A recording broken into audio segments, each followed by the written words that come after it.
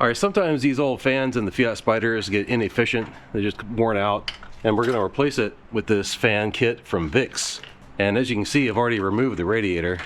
It's a lot easier to put this guy on when you do that.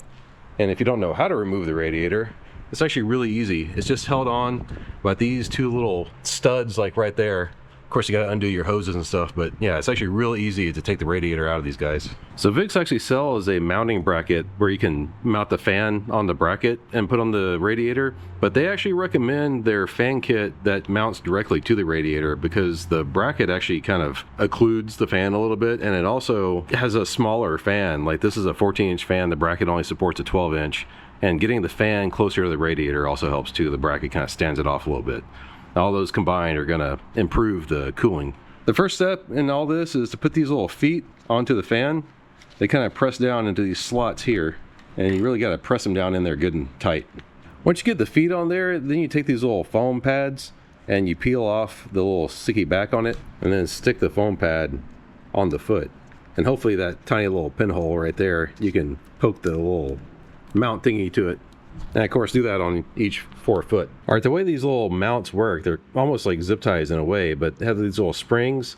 You slide the spring on top of the mount like that, and then this guy right here, you're gonna poke down through the little pad, through the foot, and then through the fins of the radiator. And then that goes just like that. And you can see here, it's sticking out the other side. Then you take these little things, these are the other side of the mount, and you take another one of the foam pads, and you wanna stick that to the little foot like that, and then you just shove this through, and you see it comes through like that, and you just zip tie it up tight. You can kind of get your spring aligned how you like it, pull that down tight, and then push it up on the other side. Then you just repeat the process on each foot. And I think you want the spring to be almost compressed, but not fully compressed all the way. Give it a little bit of tension on it still. And then you just trim off the long tails here, just like that. And after you drop the radiator back in, the wires on the fan actually connect right back up to the factory wiring harness. That's actually really nice and handy.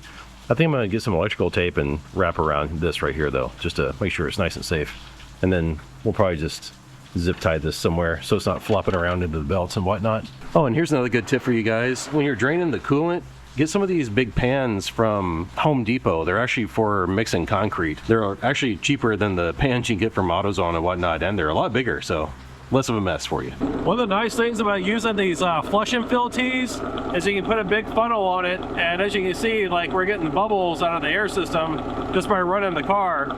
It was bubbling even more than that just a second ago, so you guys missed the good stuff. I highly recommend these flush and fill tees go in your heater hose, because this is actually the highest point in the coolant system, not your radiator cap.